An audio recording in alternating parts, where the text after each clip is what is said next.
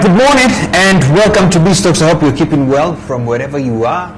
I am myself. It's a beautiful morning today. I mean, I think we expect to see some sun, hopefully, coming out. But where are you watching us from and what are you doing? Because for me, I'm grabbing a cup of tea because my guest is here in the house. Today, the subject is purely quite different, actually, from a lady's perspective, because who is in the house? We have Tatu Gatere. We're going to be talking about the construction business and also empowerment. Quite an interesting twist. She's in the house. She'll be shedding some light about what she's doing at Buildher, where she's a co-founder and CEO. Tatu, it's good to see you. Thank you so much, Maina. Thank you for having me. Yeah, great to have you here as well here. So now, before we proceed on, we like keeping our guests warm. And so, courtesy of Melvin's Tea, there is some conglomerate here of some tea, so I would like you to choose one. I had asked you to peep eyes there. Did you do that? Yes, I want to try something I've never had before. Yeah. The green tea with lemongrass. You're gonna love it. You're gonna love it. With some warm water, hopefully. Hot water, please. Excellent. Just pull the cup closer to me. I want to serve you. Okay. So you know you have some shades of green. Maybe that's the reason why you also have some green tea. Yes, I didn't think of that, but yes. Lovely, lovely. Asante. Enjoy. I had already pushed some tea to myself, Awesome. some masala for myself. So it's good to have you here. Thank you. And the subject for today, first of all, somebody asked me, did you miss out on the topic? I said, no. That's what she does. And yeah, and that already tells you that this is an industry that is quite male dominated, and people always have a perception. And but today we're going to demystify that. So, where are you watching us from? Please click on that share button. We always say that don't be greedy, share with the needy. And the needy are those people who need to be sharpened as well, people who are aspiring to be entrepreneurs, and even you are an entrepreneur today. So please click on that share button and keep me company. Let me know where you're watching us from as we prepare our tea. Is your tea now ready? I was trying to give you time to make some tea. I'm giving it some time to steep. That's good. Yeah. That's good. That's good enough. We'll flow with it. Sour. So, once again, welcome to B-Stocks, and as usual, we like always starting with a common question. When people ask who Tatu Gatere is, who do you say you are? That's of course, it's like, how do you summarize yourself? I know. I would say, first, I'm a humanist. Yes. Second, I'm a feminist. Whoa. Yes. Okay. And I'm a person who I consider myself a seeker. Yeah. I'm interested in exploring all dimensions of life. Yeah. Understanding how humans can live to their full potential, questioning, exploring how we can achieve social, economic, environmental justice. Wow. And just believing that we have to experience life through living it out. Okay. Yep. I like that element of the humanist part as Yes. well, and you have said so many components that we'll be discussing about, even climate justice and all that. Yes. Actually, there's a lot of conversations happening about climate now. I mean, I've been seeing it on the news, and the president is somewhere as well discussing that. What did you mean by humanist? That's the only part that I felt, I need to know what that is. Yes. A humanist is somebody who just believes in our human potential. Yeah. It doesn't matter where you come from, what race you are, what gender you are. Yeah. You have ambitions, you have desires, you have goals and values, and Yeah. you have every right to pursue them. Okay. And so it's about believing that all of us are deserving of equal access. Yeah. As we know, where you're born dictates who you can be. Absolutely. But a humanist seeks to find a common ground for everybody, Okay, lovely. women included. Women included. I know, that's an interesting one. Did you know that anyway? I know somebody would have asked what that is, so I was asking for someone. Yeah, That's how asking people for a friend. try asking for a friend. That's how people hide their questions, right? Yes. So let's talk about Buildher. Yes. I mean, the name in itself is easy to sort of make a guess. There's a lady there, there's a her there, and then there's Build. Yes. And then you mixed it up. It's an interesting name. Maybe I'll even ask you how you came up with it, but hey, Yes. just tell us about it. Tell us about Buildher. What is it about? And, from the onset, what's the mission? Okay. Yeah. So Buildher is an organization that empowers women through both construction and manufacturing skills. And we do this by creating access to education and employment opportunities. Okay. So we believe that the construction and manufacturing sector is are high growth sectors in Kenya. Yeah.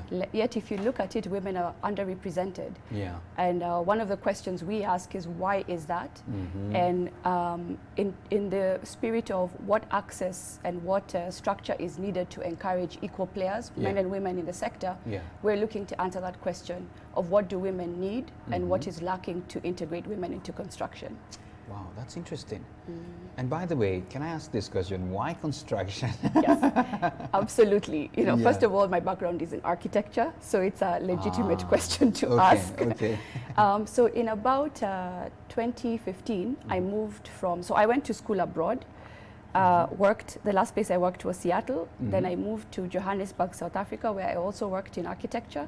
Then I came home, and I was working in commercial architecture for 3 years in Nairobi. Okay. And I began to get a bit jaded. When you practice architecture, some people approach it as just the commercial for business, for profit aspect. But many people come at it because you want to contribute to the environment positively.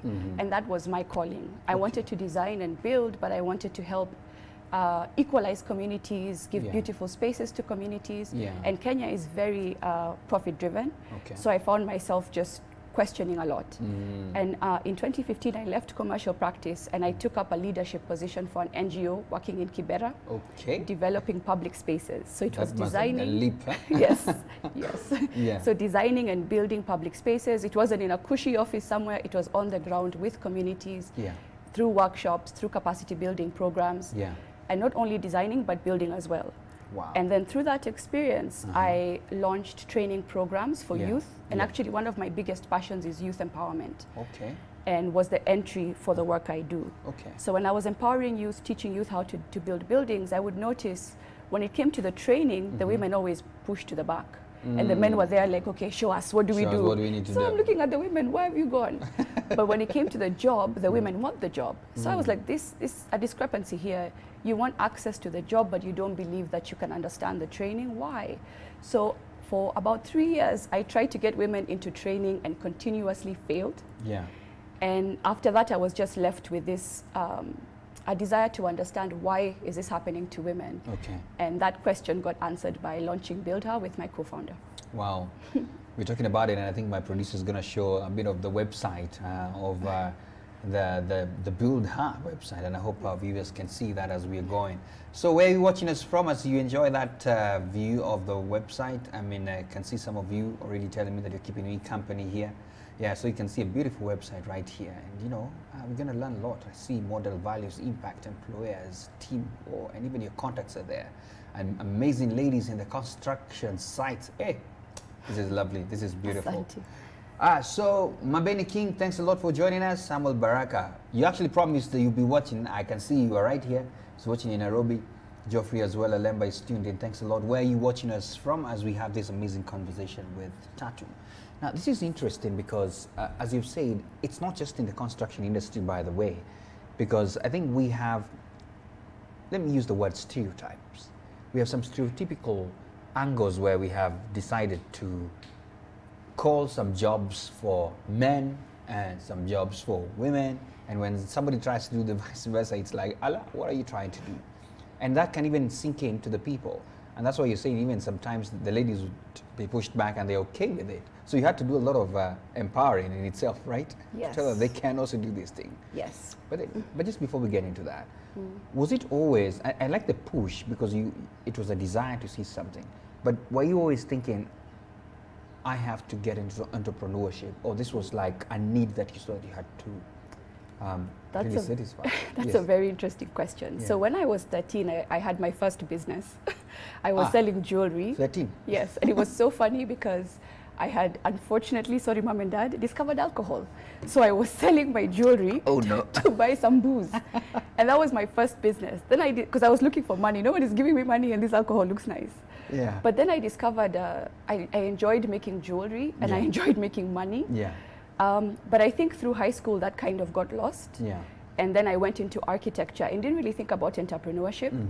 And actually did not consider entrepreneurship until about my time in South Africa when I was working for a well-known architect there in his in his own firm, Okay. and then got to understand that if you don't really understand the business side of architecture, then a lot of the design side will also suffer because you can't plan your job well. Yeah. And so I think there I returned to entrepreneurship. Yeah. And then it took me all the way to Buildher to get back to it again. Whoa. Okay. Yeah. Glad you're here because you impacted quite a number of people. Yeah. Let's now talk a little bit about now Buildher. Yeah. So you have quite a number of women, if I may say, from the pictures that I've seen, that are working with you. Yes. How many are they? Now we've trained 220 220. in 3 years. That's a big number. Yes. In fact, that now drives to the other question. I should have started with that one. How long has Buildher been in existence now? So Buildher is actually a partnership. There's me and my co-founder, James, who's the CEO of Buildx Studio, which is a design, build, and development firm. And so James's background to Buildher is very different than mine. Okay. But basically, in I can't remember now, the years have gone, but when I left Kibera, we got together and we started talking about what we wanted to see in terms of empowering women through construction. Yeah. And so Buildher was actually a program that James was running in his company. Yeah. And they had some successes, but they had some challenges as well. So they were seeing that women were thriving in the jobs they were teaching and training them in. Yeah. But once they left, they didn't have confidence to keep looking for work. And so he was looking to understand why and what could be done to change this. And for me, I had actual experience on the ground launching programs, trying to get women interested and noticing the reasons why they were not confident, why they were not pursuing this. And so we came together with both of our ideas. Okay. And my whole thing was, I don't want to approach this like I have the answer. I don't believe in that approach. I believe in a curiosity. What can lived experience tell me about this subject? Yeah. What do the people involved in the subject have to say about it? Yeah. And that's how we were able to answer the question for ourselves. I'm curious to ask this. So definitely how do you take up projects? And of course, shout out to your partner and the questions that you had, because this is an amazing venture, if I may call it that. So I'm curious to get to know about the reception that you have been receiving, especially from, and I'm so sorry, maybe I'm also getting tuned in right now to also accept that things can happen. But I have to say this, I mean, I have met amazing people, even ladies who are doing amazing work, and you're like, whoa, and they take you back because some of them even do a better job. So how's the reception so far? Are people embracing this when you go and you say, we want to take this project, and they don't see a man around and you're there? Yeah. Is it that kind of scenario, and how is the reception? I would say it's a very mixed reception, and often it's not what you expect. Yes. So surprisingly, a lot of men support the work, especially supervisors. Because they don't care if you're a man or woman, just get the job done right, save me money and time. Yes. But every so often you encounter crazy biases where women are working on site and a supervisor might be complaining about something. Like one time I actually went to check in on women, and the supervisor was like, these women keep talking. And I was like, but isn't that a group of men just talking over there? And he's like, oh yeah, that's true. And I was like, and there's a group of men? Then he started laughing, and I was like, So we train our ladies that when you go to site, you have to be prepared for both supporters and opposers. Yeah. When I look young, but I went to architecture school maybe 20 plus years ago. Oh, really? Yes. And when I was in school, I was one of the few ladies in the program. And so my experience was, I put my head down, I learned the rules of the game, and that's what I played. I didn't play the biases. If I meet you and you support me, well and good. If you oppose me, let my work speak for itself. Wow. And so that's how we train our ladies, and that approach gets through most barriers. But I would say it's mixed. You have people both sides, and with men it's like split down the middle. The guy who looks like he would be biased is the supporter. The guy who looks like he's supporting is the guy against it. So we're ready for all of it. So have there been some? Let's go to the critics. Have there been some who, when they saw your team, they're like, no? Yes. Oh, sadly. Yeah, well, it's but you have to, I believe in understanding context. Yeah. So one of the challenges, which even the National Construction Authority has raised, is more than 80% of our fundis learn on site. No formal education, no training. And in addition, they come from a demographic that is struggling with poverty. Yeah. So you have people who come with a lot of baggage, because poverty is hard. It's not just hard because there's no money. There's a whole sort of trauma that surrounds it, because there's no money, therefore other things happen. Yeah. And so most fundis go to it in desperation. They didn't have options. Yeah. And then they didn't learn it the skill the way it should have been taught. Yeah. Then you bring in people who now you've trained in a technical way. Yeah. We do theoretical training, we do practical training, we do a business development approach where you learn how to manage your clients and your supervisors. So we are teaching them a career and how to succeed in the career. Wow. And you go to site and you encounter somebody who never had the chance. And so for us, it's like, yes, people will see that and get upset. Many men see it and they're first shocked. You've never seen a woman put up gypsum. You've never seen her paint professionally. Yeah. You're like, who's this? Who's doing my cabinets? You know, so the first reaction tends to be curiosity. How are you as a woman doing this? I know. And then we give it like 3 weeks for the issues to start. Yeah. Because then you'll have a bit of opposition. And what Buildher does is we also offer capacity building to our employer partners. Okay. We say, what are you struggling with? Is it soft skills like communication, leadership, money management, someone understanding how you can make a career of construction? Yeah. And we come to site. We also do health and safety, whatever, gender empowerment and integration. Like if most people who grew up traditionally don't understand empowerment, Yeah. so we teach about gender from a local perspective. Yes, in your ethnic group you might do this, Yeah. but professionally this is not allowed here. Why? Okay. Because it disrupts efficiency. We come in and we teach, Okay. and we try to help your workers also understand. And we do it in toolbox trainings in the morning or lunchtime, so we don't interfere with workflow. Okay. But we take that as part of our burden. Let's help lift up the community so that they can understand what we're trying to do. It's not about replacing men. Yeah. It's about creating an equal space where women and men can thrive. Can thrive together. Yeah. And I love that. I love that. There's a component that you've brought in about training, and I actually wanted to sort of understand it because as we think this subject is purely about, yes, the construction industry and empowerment. And I want to believe that's where it falls in, because we've talked about training. Yeah. So that means, because even when I asked you the question of how many people you work with, you have said about 200 plus have passed under you.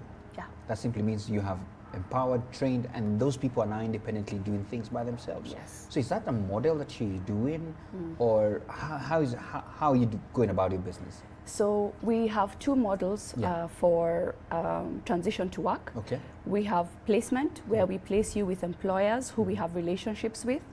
We go in, we assess the needs of the employer. Okay.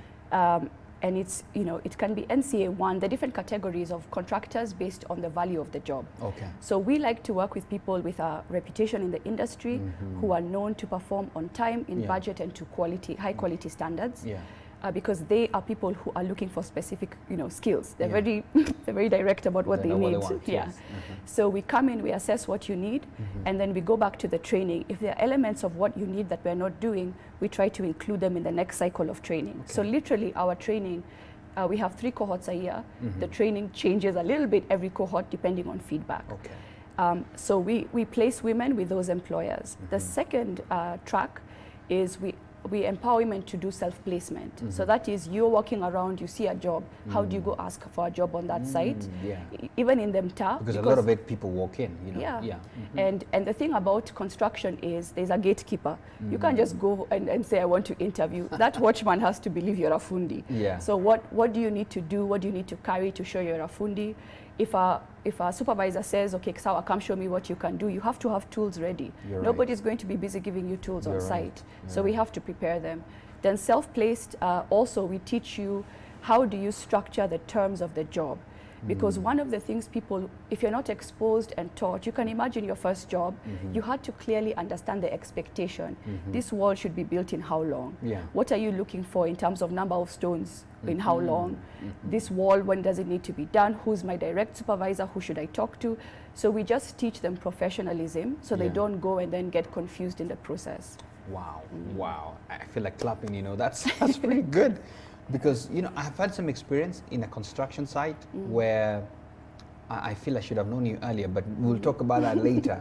But, I mean, this is very good, because what you're doing is that you're creating sustainability, especially for the women. Yes. by themselves, that they can be empowered, walk into a place and speak the language of the construction site and make the supervisor or whoever feel, wow, I actually have somebody qualified right here. Yes. So kudos to that and what you guys are doing.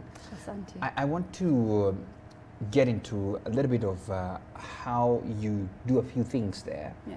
And one of it is this, going back to founding this particular company. Let's talk about I call it the elephant in the room every time. It's about money. Yes, money. A lot of people will always have issues with starting up companies, and a lot of entrepreneurs we've held conversations here with, we have had conversations with here, always complaining, starting a business is never an easy venture, and the money factor is one big thing. How was it for you? Crazy. I mean, I think the funny thing about entrepreneurship is you have to work today with less than a quarter of what you need in terms of your income or your revenue. Yeah. But you have to dream about who you want to be in like 10 years. Yeah. when apparently you'll be able to break even and support most of your overhead costs. Yeah. And so for Buildher, it was really difficult because we're emerging, we're breaking into a market. There's nobody else in East Africa who's doing what we're doing. We are challenged because you can't just go in, it's not just about training to place. Yeah. It's about training someone. We deal with a lot of mental health issues, social issues, because we are a social enterprise nonprofit. Yeah. So how we train, there's so much we do because, as I said, poverty has so many challenges. Absolutely. To support someone to the space where they can focus and you say, okay, now are you ready to deal with your life? Yeah. And then we have to teach you technical skills, and we do all this in 4 months. Whoa. Now this training we give is a NITA, which is National Industrial Training Authority. You qualify for a grade 3 certificate. There are 3 grades, grade 3 to 1. Yeah. This program usually takes 1 to 1.5 years. We condensed it into 4 months. Yeah. And we did that by questioning what tools, machines are needed, what processes are needed, how do you condense that? Yeah. So there was so much that we're disrupting the way technical training is delivered, we're disrupting the way women are considered, and then on top of that, you have to support yourself financially. Yeah. So our model is based on part donor funding and then introducing income revenue programs. So I was very sad because I didn't bring furniture. We actually do excellent furniture. Sorry, I'm also sad I did not tell you to come with some of it. I'm sure we would have had several here. Yeah, so we have Buildher and Buildher products. Oh, so Buildher looks to, it's almost a social arm. Yeah. Our model is in the next 5 years, we'll start to introduce a fee structure where we charge for some classes. But at the moment, we are saying this demographic of women do not have the money. They don't even believe what we're telling them because we are saying this way jobs, this way please. Yeah. So as we are placing women, we structure it so that the women we train go back to the community and they are our ambassadors. Okay. So the first years we had to do a lot of mobilization. Now we don't. We have recruitment and people come. Okay. So we are trying to structure it, learn about how to deliver this program efficiently to guarantee the quality that's needed. Yeah. And then we can start to charge for it because you can see if you do this program, you can get a job. So that aspect is grant funded. Okay. And we have amazing people who have come in who believe in what we're doing. Wow. And they knew that we were disruptors, so they said, okay, we're going to pay you to figure it out, but you have to have a model that you're going to be less dependent on this money. Absolutely. And so what we do is, right now we are training in carpentry and joinery and painting and decorating. Okay. And then we are starting tiling next year. Oh. Just to mention how we develop the areas of training is we look at NCA data and we go out to market and we do... That's the National Construction Authority? National Construction Authority. And then we go out to our partners to do assessments or needs assessment. And it's current partners or potential employers who are kind of talking to us but not yet sure. Okay. And so through those models, we have income generating programs. Okay. So for carpentry and joinery, we do kitchen installations to raise money. We also do furniture, where we have a set catalog that you can come and buy our pieces, and it's women who do all the work. We have about 2 to 3 male supervisors, but it's the women who are building out everything.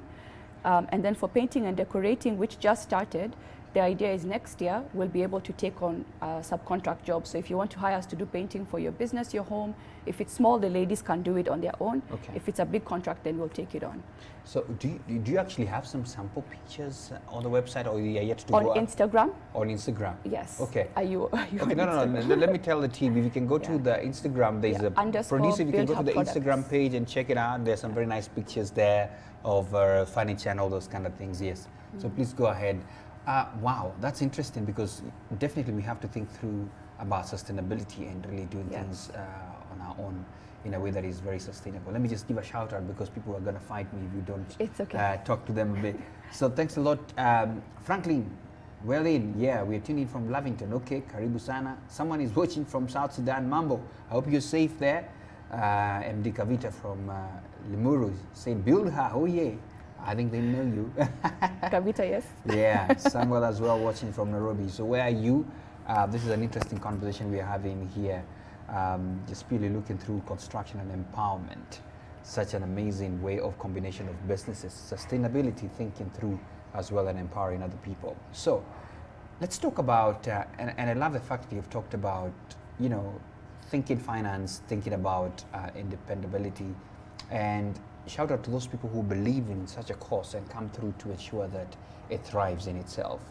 So how is it for you? And I'm going to be mixing this a lot, you know, how is it for Trying you? to keep up. I know, right? How is it for you as a CEO and co-founder? And it's a gender card, I want to throw that up. In such an industry, of course you've talked about the experiences sometimes on the ground, but how is it for you in a leadership position and in this construction industry, the male dominated? How is it personally for you? It often feels like gymnastics, and I actually belong to 3 sectors. I belong to development and social enterprise. I Yeah. belong to construction, Yeah. and then I belong to empowerment. Yes. And in all those 3 spaces, there are 2 major issues. There's gender, but there's also race. And so for me, it's been, race is something I encountered when I was in school and then worked abroad. Yeah. You don't think you're a black person till you go to America, and you're like, oh, okay, kuna rangi. I was East African, I was Kenyan, there were so many other things before, Yeah. a color. Yeah. And you find in the development space, race matters a lot. And Yeah. a lot of things you face as a woman, you're also facing racially. Yeah. And then when it comes to being a woman, first of all, I'm a woman who doesn't look like I would care about construction. Yeah. So, you know, so a lot of the time people are like, well, and then, you know, site is so like, you know, gritty. I know. So you go to site, and I learned that as an architect, that how to hold presence. You walk onto site, you have questions to ask of the contractor, of the team, of the schedule, of the quality of work. How do you stand and you know, because you have to kind of demand respect, Yeah, not respect. asking for it, but the way you present yourself. So I carry that with me, Yeah. even now in construction. But a lot of the time, there's a lot of assumptions that you don't know what you're talking about. There's a lot of overlooking your opinion in the room. Yeah. And you do have to get over it. And what I say is life is fair, because as much assumptions and bias and dismissal as I've faced, I've also faced, some of my greatest supporters are men. My previous architecture job here in Nairobi, my 2 mentors and bosses were 2 men, one South African, one Kenyan. Yeah. And they mentored me and brought me up in architecture, not dismissing me for being a woman. Yeah. I've had some of the biggest supporters in the construction industry, very well-known contractors Wow. who believe in our work. They Yeah. call us to tell us how we should improve. Yeah. I've had one-on-one sessions with CEOs of big construction companies tell me, okay, now I want you to do this, you know? Yeah.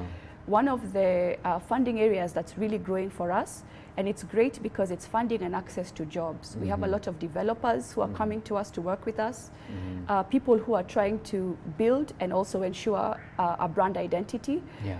And they take a special interest in our work and offer some mentorship as well. So I feel like the good thing is you will face opposition, I have, but what grit do you have to be Yeah. able to hold yourself strong through it, Yeah. and keep focused on what you're trying to accomplish. Lovely. Yeah. Lovely. And you have to do that. Absolutely. You must have that some, I don't know whether it's a gust or something to keep holding yourself up. Yeah. Wow. So this is quite interesting because I mean, last week as well, we had an amazing lady here who's an MD as well, one of the big companies around. And she was talking about the challenge sometimes of just being a woman in that industry. In fact, if I may quote, one time a lady friend of mine was telling me that sometimes she would have to go with a dad to a meeting that she's actually going to convene and do everything. But because the dad is there, that's when the people will listen. When she's there, you know, what's this girl gonna tell us? You know, there's all that. But hey guys, wake up, wake up, wake up. Now, our resident, we call him resident, entrepreneur coach, it's called James Karundu, says that every entrepreneur needs to ensure that they deliver their products or services to a customer in a satisfactory level. That means the customer is well satisfied. Of course, you've had very many clients, and I want to ask you one question so that at least our viewers as well can flow with you. Do you have one client who's like, oh my goodness, Tatu, Buildher, you guys are amazing? Do you have one that you could share a testimonial or something? I know there are many. I know you're trying to see who am I going to take? Well, to be honest, yes. you know, because what we do is, we can't say that we are experts in construction training. Yeah. We are people who are seeking to build expertise. So a lot of feedback comes with, but. And so that's the reality of construction. Okay. So I'm thinking, I was thinking how to phrase it, because one of the greatest compliments to me was, there was a contractor, there's a company that I was really targeting to work with. Everywhere you go in the industry, their name is raised. A lot of the buildings coming up in Parklands or Westlands is done by them. And so you drive around, you see the contemporary buildings coming up, their name. Yeah, names are there. And I was just looking for a way to get through to this person. And the first time we met with the CEO, I remember how it was sort of like he met with us because he was amused. Like, you're trying to do what? Come and tell me what you're trying to do. And that meeting, it was interesting because we weren't dismissed, but we weren't taken too seriously. Yeah. And so me and our colleague, we left that meeting and we just said, you know what? We know you don't believe in us, but challenge us. Yeah. Give us a chance. Give us. And so about almost 9 months later, we went back and we had feedback now from his team. We had placed women. It was a very high luxury apartment job, very high quality of finishes. And his feedback to us was how he was getting very good comments. He still had ways for us to improve. But the thing for us that we loved was, he's the CEO, he's not gonna hear what everybody has to say. We had feedback directly from his supervisors, like what they said about each job, each area of work that we did. And from that, we were able to secure 2 more years of placement for women on large jobs throughout the city. And so for me, I like to go back to that story because when I'm discouraged, because for it, you know, look back. Asking yourself, like when someone dismisses you, I always say, like, take it as a challenge. And remember that job. Remember. So for me, that's a win. What you've said is actually very powerful and a lesson as well for entrepreneurs watching, that you'll have those moments of discouragement, which was a question I would have asked you, but you've already even answered it in a way. But sometimes you want to look at some of the moments where you had breakthroughs and, you know, you had amazing stuff going on, so that sometimes when you look back, they can encourage you to keep going. You need that. This is short term, so you need that, definitely. You absolutely. I think entrepreneurs, there are days you're lying in bed. You're telling yourself, one foot out of the bed, you must face this. You must face this. And those memories, they get you out of bed. They get you I think nobody talks about how entrepreneurship is lonely. There's a lot of things you face on your own. There's nobody else to ask for an answer. And so I think the wins are important. Lovely. Okay, I want to jump into the challenges you face as a business. But before then, we have a short video that we want to watch as we get to be allowed to sip some tea. Take a look.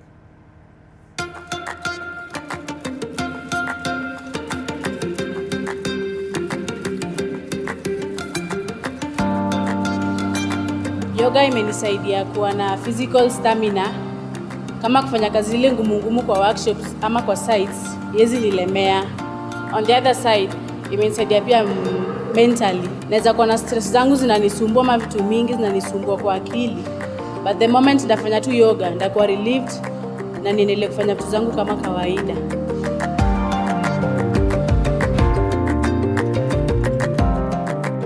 have the capacity to focus on my mental health balance to be able to face everyday challenges.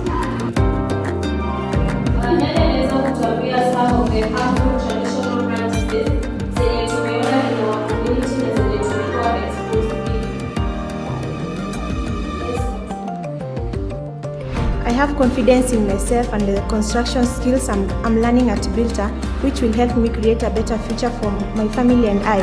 I'm able to be bold in construction sites and to express myself around men.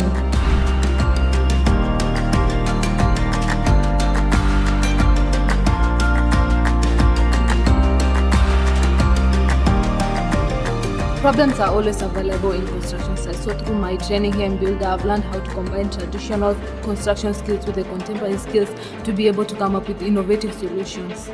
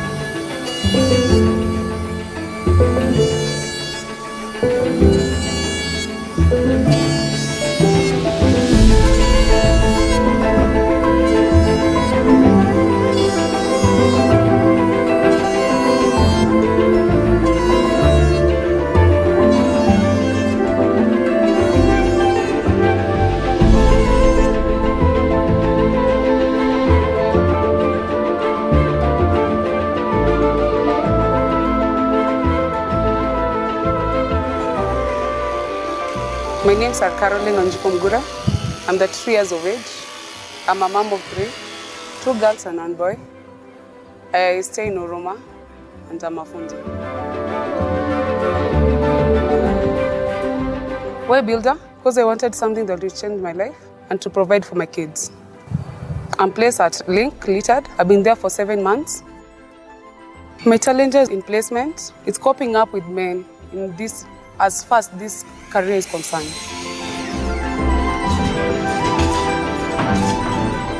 They have been with us here for some time. We have seen quite some good progress with them. We are looking forward to make them better through the experience that we're having with them in the real job of construction, because the jobs we are giving them are customer jobs, so they are made to customer specifications. So we are happy to have them deliver what the world is waiting for. So we're happy also for Buildher to have trained them to a good extent. We are just sharpening them a bit so that they can fit into the industry.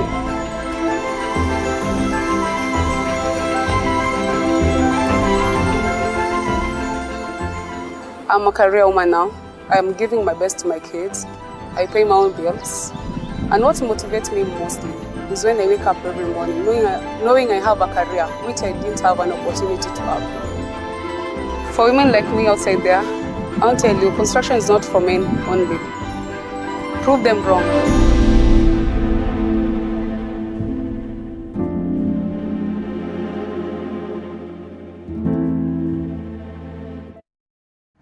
All right, there you have it. Amazing there, amazing work there. My goodness, our guest doing amazing stuff. I saw women doing a lot of exercises there and stuff like that. And just before she tells us what was happening on that video, first of all, give a shout out to a few people who are watching. Anne Yokabi watching from Nairobi proudly. Team Buildher, you must know Anne, right? And he's a trainer. He's a trainer. Oh, wow, amazing. Austin as well. Great idea. I can see women empowered to do stuff. I tell you, yeah, they need to do all these things. Austin, thanks for that comment as well. Segawo Mike watching from Kampala, Uganda. Oh, karibuni sana watu wa Uganda. Austin as well. Sure, you must face it however tough. Yes, yeah, very true. Following the conversation. Jose Soni, absolutely great. Buildher has a great future. Amazing comments there. So what was happening in that video? I see women getting some serious exercise there. Yes. Yeah. So that video shows our holistic model. Okay. So we believe, one, that women have to have strong bodies to do the intense work that construction and manufacturing demands. Yeah, it needs that a lot. Yeah. So we do yoga, but we also do strength training, which wasn't shown, where ladies have to lift weights and grow some muscles. Hey. We also teach them how to carry things safely. Okay. Because women have different bodies from men, so you just can't send them into an environment and then they watch men and try to copy. Yeah, so we right. teach them how to do things. Right. Then it also shows things like our mental health approach. As I said, there's a lot of trauma in poverty. And then it shows a bit of our practical skills training, but we also do theoretical skills training. Yeah. We have life skills training and work readiness.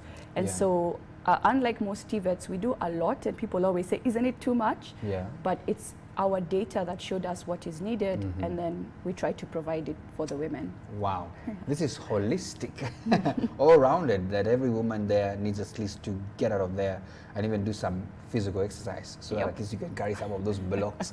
Yep. Wow, this is very good, and I'm very proud of these movements. Thank Let's you. talk about the challenges that I'd said, you know, normal business definitely. I always see variety of different challenges. What are some of the challenges at Buildher? Some major challenges are finding trainers. Oh, yeah. Because our model is so innovative. Yeah. Most TVET schools, they do a curriculum, they may change it once every 5 years, you know. We yeah. change our curriculum, we revise it slightly every 4 months. Yeah. Every cycle of a cohort, we have to get feedback from industry. So the type of people it takes to be that flexible, Yeah. we're interrupting your process, asking you to do better every time. Absolutely. And then also you understand technical training, but you also understand industry practice. Yeah. What do employers need when somebody arrives on site to do Yeah. this job? It's very challenging, Yeah. and so we often have to combine bringing in expertise and then training them, Absolutely. which takes a bit of time and resources. I'm loving what I'm seeing on Instagram. I think all our viewers can see that. Very nice furniture. Oh yes. I think I need a desk here. I mean, this is amazing, good looking stuff. Wow, this Yeah. is beautiful. And all this is done by the ladies. Yep, all of it is done by women, and it's designed by myself and another designer in the program. Yeah. So it's women designing and women building it out. Wow. Yeah. Where can I come to see some of this and sample some? We are based in Babadogo, and we Yeah. welcome you. Wow. We have a workshop where we produce the furniture, and we Yeah. also conduct the training. This is beautiful. Thank you so much for that. Wow. Ish. Okay. There you have it. So I like what you talked about, because challenges definitely will always be there as you're doing this particular business. So let's talk about now the environment, because you mentioned something in the introduction about climate justice. And that means there's something about you and the environment that is quite close. Yes. Just expound on that. What are you doing in that sphere? So I would qualify my participation as mostly the built environment, which is construction, design for items, whether it's building or spaces to be constructed. And so for me, you know, in one of my the things that influenced me was my thesis program. In my thesis, I developed a response to post-colonial approach to architecture. Oh. And I got to research, design, and comment on spaces in Nairobi and how they have transitioned from colonialism to post-colonialism. And that drove a lot of my environmental justice beliefs. If you look at Nairobi, the distribution of informal settlements, it's exactly what was laid out for during colonialism. If you look at a house in the mtaa and the way we are building, even this new innovation for slum housing, our concept of housing with a single room and the toilets outside and not enough space for a kitchen, that was a colonial construct. They didn't want Africans to be comfortable. They didn't want Africans to bring wives to the city. Oh my so goodness. they designed spaces for single bachelors, and we are doing that for I our didn't know own that. people. Yep. Oh my. So for me, it's about questioning who are we and where we've come from.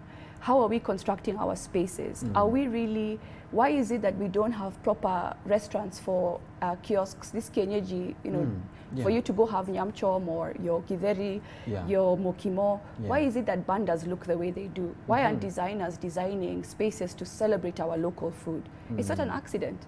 And so for me, it's about questioning how we represent ourselves, how we have pride in what we do, and how we lift our communities in that process.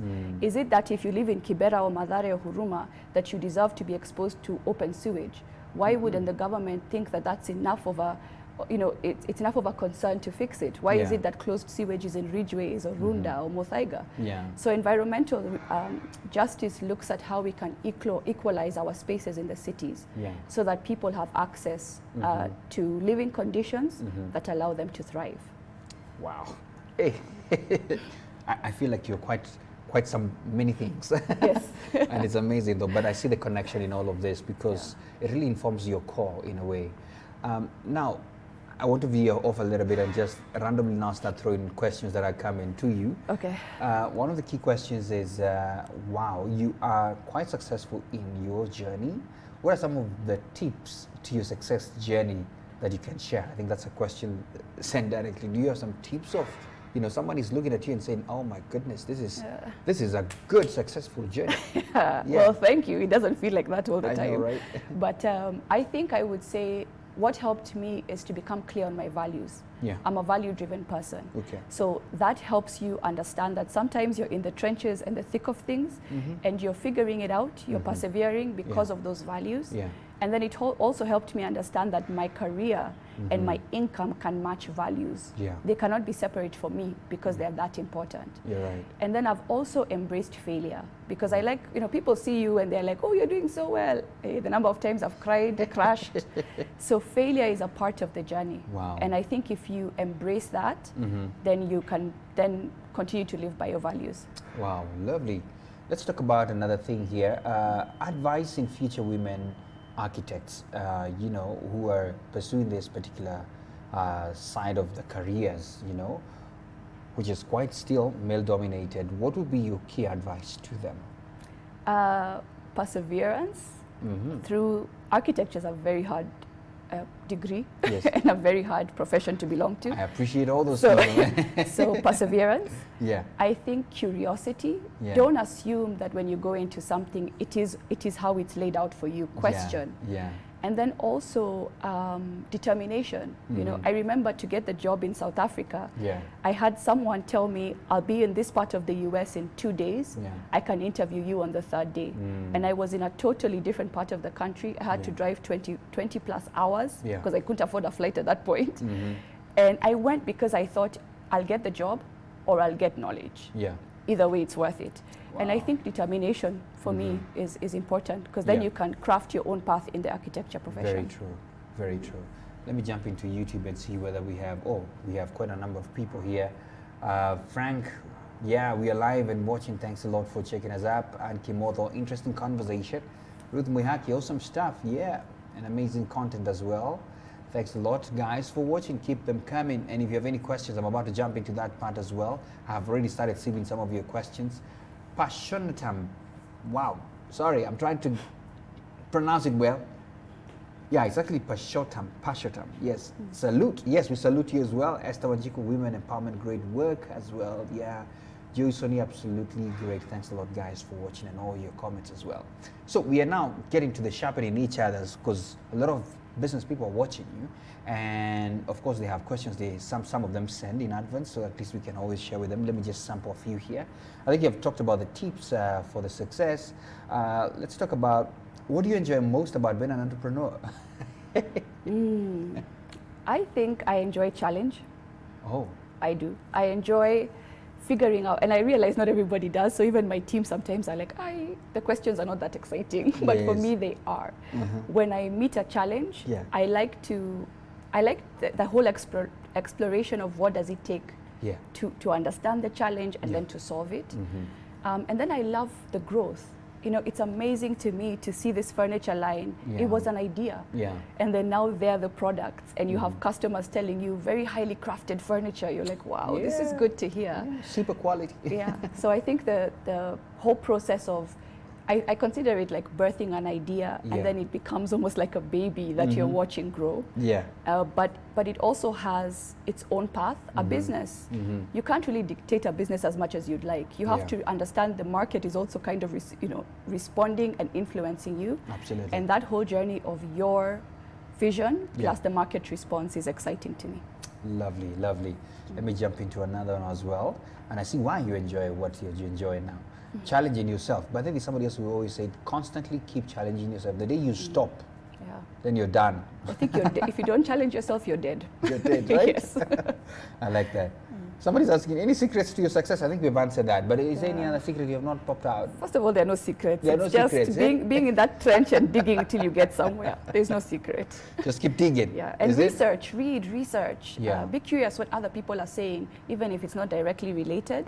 I read so many things. It's not even about books. It's articles, papers, comments on things. Yeah. Just, I feel like you need to expose yourself to so much. Wow, there you have it. By the way, what book are you reading? No, that's for the people. Okay. So people here have a lot of books in their shelves. Yes. Yeah. There's another part here. So what's the future of Buildher and what excites you most about it? I think the future, and combined with what excites me, is, we were very invested in really encouraging women to go work for somebody first. Yeah. Entrepreneurship is great, but construction, even architecture, by the way, it needs you to practice under a master craftsman to understand it has rules, it has requirements, it has regulations. So you should practice under someone to figure it out. Yeah. And what we've been learning is that is a path we are still valuing and promoting, but there are women who are coming out with furniture skills who are ready to start to test entrepreneurship much earlier. And as I said, you also have to watch your market and respond. So that's been very exciting to us to see someone come and they've done their own research. They're like, these are the products I want to make, these are the places I want to sell them, show me how. And you're like, wow. So it's interesting to see women want to work for themselves and build their businesses. Our balance is how do you do that but still understand the regulations and requirements of your sector. Okay. And then I'm also very excited about growth. We started with 1 program, we're going to 2, next year we have 3. We're looking at opening in a different location. So for me, just seeing that, because growth equals number of women. Right. So I'm foreseeing by end of next year now we'll have almost 400 women in the market. So just that's crazy to me. Yeah. So that's very exciting. No, very exciting actually. Your industry, from where I sit, actually, I look at you with the eyes of, wow, this is such a challenge because it requires a lot of innovation. Yes. Like you say, how people are constructing a decade ago, it's not the same now. I mean, I saw as well. I think it was Alicia Keys who just opened up her house and I was thinking, what house is this, I mean, things keep changing. I don't know, theirs was, I think, a circular model way of doing things, all those. So there's a lot of innovation coming up and you can easily be outdone if you're not innovative, or if you don't keep challenging yourself, as you say. So I'm curious to know, how do you keep yourself on top of your game so that you're not all of a sudden clients saying, oh, this is old stuff, Because, for example, when I looked at your Instagram, you can tell quality stuff, amazing. Thank you. But I can tell you somebody else is also watching, trying to copy. Yep. And so tomorrow you have We've to had be. that happen. There's a lot of that, right? Yeah. Should be one of the challenges. Kenyans. Yes. Anyway, but anyway, so tell me, Yeah. how do you keep yourself innovative constantly so that at least you'll remain top of your game? I think the first thing for me is get the right team. Okay. I stand sometimes and look at the Buildher team and I'm just like, wow. Like if you're a value-driven and mission-driven company or organization, you must have value-driven, mission-driven people. Because as an entrepreneur, you're not there doing, you have your little sphere of influence. The rest is done by your team. Absolutely. So having a team that, 1, believe in that mission and vision, 2, are striving for that challenge the way you are. When you tell someone, I'm never done, I'm never good enough, some people get very overwhelmed by that. Like, I'm never good enough, so I'm never good. No, you're good, but the minute you get there, another whole level opens up. Right. And then you're like, oh, now I'm the novice again and I have to learn how to do it. And so you need people who can have that learning mindset and take it on as a challenge. Wow. And for me, so I would say number 1 is the team, and then as an entrepreneur, burnout is something if you don't watch it for yourself. So I try to meet people. I try to take time even for coffee with someone who I've been watching and I'm like, how are they doing these things? Because I go for, with your team, you end up giving. Your team are always asking. It's like they're taking from you. Who is giving to you? So my board gives to me. My people who are mentoring give to me. and then that refreshes you and keeps you motivated. They also tell you what trends are happening. Yeah. Like I said, those contractors who call us and they're like, now we are going into this material. Yeah. Where are you? You know, you need someone who challenges you positively. Yeah. But even when they point out the negatives, they're doing that in a way to say, how can you improve? Yeah. Yeah. So you said if anybody wants this kind of nice looking furniture from you, and they can just chat up on the Instagram and they can Yes. get in touch, is it? Yeah, they can go to Instagram. There's a Yeah. WhatsApp number there. Yeah. They can also use WhatsApp and Yeah. then say what piece they want. We're changing the catalog that's there. Okay. Is the catalog for this year. So we've actually closed that out, and Yeah. so there are new products that will be coming out by end of year I into like early that. next year for the whole of 2022. I like that, keeping the innovation up. So now, this is just a question that I've just thought through now. Sometimes when you look at what we call amazing super furniture, it's not local. Yes. Guys are just bringing things in, you know.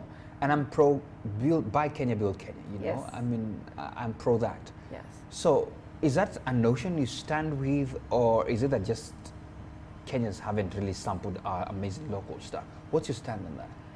I think it's a bit judgmental, I know. It's okay. But I think Kenya is so outward looking, it's hurting us.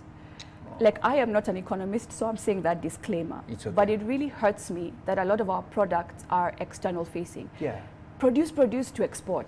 I'm like, I loved being in a country where I could access high quality goods. Yeah. Why aren't we deserving of high quality goods? Yeah. So we actually had some funders come in and say, we'd like to support you if you export. And we had Oh. to say no, because we are trying to That's build bold. local. You say no.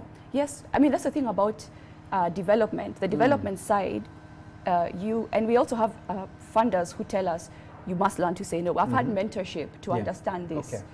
And it's that you can't try to do everything. When you're Absolutely. chasing money and Yeah. not impact, like people think NGO world and development world is free money. Yeah. You're in the business of impact. You're given dollars or Yeah. pounds or shillings, because we also get local funds, to translate that into impact. Yeah. Number of lives changed. Absolutely. Amount of money somebody could make after they come to you. So you have to understand that you can't compromise the quality of your impact because you're trying to chase investment. Yeah. And so we've had to say, no, Buildher is an organization that's focused locally Yeah. on building local talent and Yeah. local goods. Should we be able to get to the level of export? I have nothing against export. I just question why we are all trying to get things out when there are people here who can afford products, You're right. people here who want high quality products. So many people who come to us say they're so tired of importing things that break in a week, break in a month. Yeah. So why can't we have both is my question. You know, I actually feel this way. Let's just throw this challenge to especially anybody who runs a business, a corporate, and you're watching.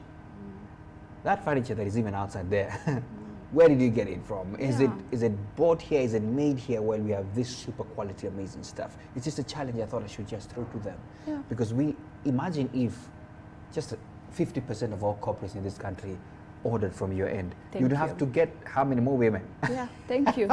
Yeah, Amazing, right? yes. So there you go. Let's build our very own. Let me jump. Oh my goodness, we have about 2 minutes. Hey. Oh, wow. Okay, and there's so many questions. Let me just sift through and see what I can throw in right now. We've talked about your future. What did you say are the top skills needed to be a successful, not only leader, but a business person? Any skills that you feel, maybe one or two that you feel these are skills that you need to have? Wow, in 2 minutes or less. I think Flow, yeah. for me, because of course I'm not an expert in everything, I'll talk about my journey. Absolutely. Being detail oriented is excellent. Get into the details. Yeah. What are you trying to do? How and for whom and in how long? What is the return that you're looking for? How do I want to deliver this? What makes me different from other people? Yeah. For me, sitting and crafting that in your mind and then researching who's doing it, Yeah. and then not just building it on paper then leaving it. It's like Yeah. now with every implementation you bring that paper back. Yeah. You say, okay, this one I was able to do, this is out of my league, I can't Yeah. do it right now. Yeah. And using that detail to build yourself. I think one thing that happens, especially with hustling and just trying to look for money, Yeah. is it's not even about brand identity. For me, it's about value. It's Yeah. about value, identifying your values. Who are you and what do you represent? Because Yeah. anybody could do what you're trying to do, but there has to be something that makes you different. Yeah. You have to understand that and develop that and perfect that thing that makes you different. Wow. I like that. It's like attention to detail. Whatever you Yes. hold in your hands, make sure it's there Yeah. to the very best. Wait. Now, how am I going to do this? Because now time is up, actually. Let's see this. Austin, thanks a lot for your comments and all those people who are sending comments. Let me look for a final one that we can throw into the people so that at least we don't leave them hanging. Let's talk about managing people. Because you have all these people that you have, you know, I have seen videos here of large numbers of women, and even the ones that you have passed through your hands. I'm sure people are different. They come from diverse backgrounds and all those kind of things. Would you care to share 1 or 2 tips that you normally use so that you can manage your staff or manage the people so that at least you get the most out of them without really, you know, just rubbing shoulders every now and then? Yes. Yeah. So most of my professional life, I was managed by men. Okay. And there were many positives about it. Okay. But there were many things I felt a woman would do differently. Oh. And so when I went into leadership, I promised myself that I wouldn't be afraid to be the positive side of my gender, because we all have positive and negative.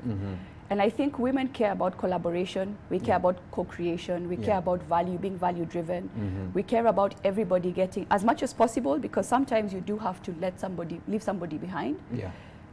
But as much as possible, if everybody is committed, how can most of us get to the end line? You're right. And so when the two major organizations that I have managed, one of the things that was important to me is what are the real conversations that we have to get us to the performance level that we want to have. Yeah. So not being afraid to point out challenges. I believe when something comes up that's negative, don't take time. Don't do it in a brusque, violent, aggressive way. Yeah. But because I've also had to learn to stop that. Yeah. But learn how to take your team and say, hey, this is not what we agreed. This is not the performance we're looking for. How can this change? And also, on the opposite, when something good is done, take the time to say, great, wow, look at what you've done. Thank you so much. Yeah. Because most people who work, they want to do well. They want to do Most well, humans definitely. want to do well. Absolutely. And so as a leader, even the people I've had to let go of, I believe I had a part to play in that failure. You can't just say, oh, they were a horrible employee. It's like, what did you do to nurture the positive side of that person? Where did you fail? Wow. And I believe when you look at each employee as being a stake, it's partly your stake, the success partly you, failure partly you, then you're more invested in understanding what this person needs. And even when you let them go, it's in a way to say, hey, I really think you'll do better elsewhere, so let's just cut it and not waste time. Yeah. Yeah, and I think that's very important for entrepreneurs. Sometimes being straightforward. Wow, I love this. I feel like asking you this question. Guys, just give me 2 more minutes. Are there days you wake up and you feel like, what am I doing? Oh I my feel God. like, this. Yes, you know, my they are, family, right? I think, Yes. no more than anyone. There are days, you know, one of the reasons I love mental health is I've struggled with mental health. Wow. I've gone through a lot of depression. When you don't understand, you want to do something, you want to impact change, but you don't see how to do it. So you think, is there something wrong with me? People just say, go to work, make money. That's all you should care about, and you don't feel like that. It took me a while to understand, oh, I'm this type of person. Okay. Oh, I can look at people who can mentor me. There are people who are successful in my way of thinking. But when you grow up in our culture has many positives, but it's also we like people who look the same. You know, we like to fanana. Yeah. So when you stand out, it's very, very hurtful to your soul. It's very, very hurtful to you. So I learned how to navigate that. And then learned how, okay, it just takes a bit of work because there are no obvious examples. And I have to be mentally strong to get through this. Yeah. But absolutely, I think I even had like a moment like that this week. Every week I have a moment of like, what am I doing? Especially because Buildher, there are so many ways we can grow. The challenge I have now is actually limiting the growth to say, no. So it's weird from having no path to a success story. Yeah. Now there are endless routes and I have to limit. So it's like And constant say no to so challenges. many others, huh? Yeah, say no to so many things because you're like, an opportunity, but not for us. Yeah. Yeah. Wow. That was a very good question I asked. Now, it's parting shot now, and maybe the legacy that you would want to leave behind. So I want you to mix those two, the legacy you would want to leave behind, and maybe a parting shot to, you know, anyone watching, especially to the ladies who are watching in such a field and are thinking, wow, she has done some leaps there. So what would be it? The legacy and your parting shot? I think The legacy for me is I want my life to matter in terms of helping my people get to a better place than they were when I saw the problem. Wow. It's not that I can solve anything, Absolutely. but I want to move that needle. I want to get us closer. So one of the secret underlying reasons I've done what I do is when I lived abroad, I noticed one of Africa's challenges is a scarcity mentality. Yes, hustle culture is good, but hustle culture without a direction is confusing you. You're so busy chasing money. If you focused on one thing, you would have made twice or thrice as much as you're doing. You have a job, you're not focusing on your job, you're there doing businesses at night, you get to your job, you're too tired. So you're not growing in your career, you're not making money. So I think for me, it's about how can we not have a scarcity mentality, but focus on what we would like to achieve for ourselves, our families, and use that as a driver to gauge the goalpost and how well we are doing. Wow. And then I think in terms of parting shot, you know, when I love to say I'm a feminist because especially in this country, people have a very interesting perception of feminism. And for me, feminism is saying, there are people who are child rights activists. And the reason we say, but you should focus on all humans, is because there are particular things children are facing because they don't have a voice, they don't have power. Those people are needed. There are things men are facing that people need to speak directly to those things. And there are things women are facing, things elderly people are facing. They're all groups that need advocacy particular to their challenge. And so for me, what I'd like to leave people with is the understanding that all these movements and advocacy and activism movements are because we are trying to get strong together. So us pointing at one and saying, now what about this, what about that, is not a helpful argument. We all need to move forward together and we all need each other. A man needs a woman. You're right. A woman needs her child. We need the elderly. So it's about understanding all these issues so that our culture can move forward together. Wow.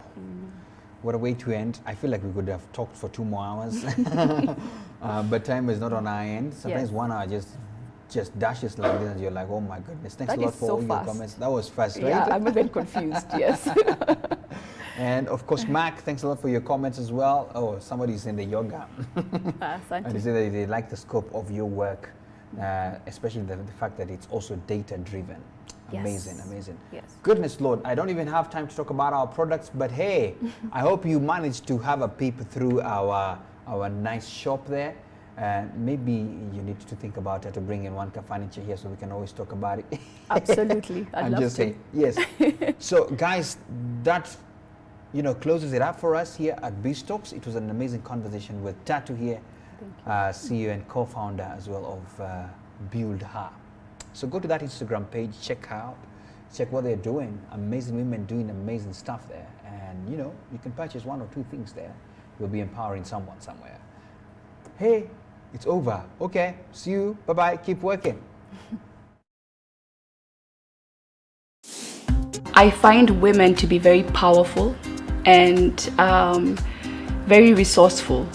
But I feel that a mix of culture and personal inhibitions have kept women back. And so for me, what I see as the ideal future is men and women showing up equally, accepting each other, working together, respecting each other, and giving each other access to opportunity and agency in each other's lives. And so that's what I feel is missing, and that's what pushes what I do. My name is Tatu Gatere. I am an architect, an entrepreneur, a built environment enthusiast, and I am a co-founder and CEO of an organization that empowers women through construction. Buildher is an organization that seeks to integrate women into the construction sector. We empower women through life skills training, work readiness, and technical skills, giving women access to a quality of training they otherwise wouldn't be able to afford, and connecting them to jobs in the built environment and construction sector. I'm an architect who was educated abroad in school and working, and then I also moved to South Africa to work for a little bit. And when I came back home, I was struck by how segregated Nairobi still remains many years after colonialism. If you look at the way we build in high-end neighborhoods and the way low-income neighborhoods are developed, there's a huge disparity. And I wanted to address that, and I wanted to use my skills to try and help integrate the city. And so through that process, I left commercial architecture practice. I went to work in Kibera first with an organization there for 3 years. And during that time, I was not only building and designing, I was also training youth, women and men, to actually build structures, build bridges, build spaces, and build buildings as well. And then I got to interact with women and see how held back they were from truly showing up into a process that challenged them.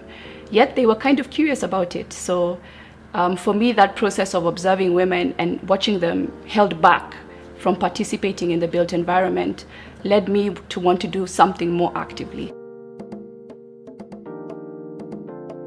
Success for me is when women in our program come up to me and tell me how the program has changed their lives. And the change is in a number of spheres. There are women who tell me I have more agency to make decisions in my home, to say how I'd like the home to run or how the children should be educated. And that's a success metric.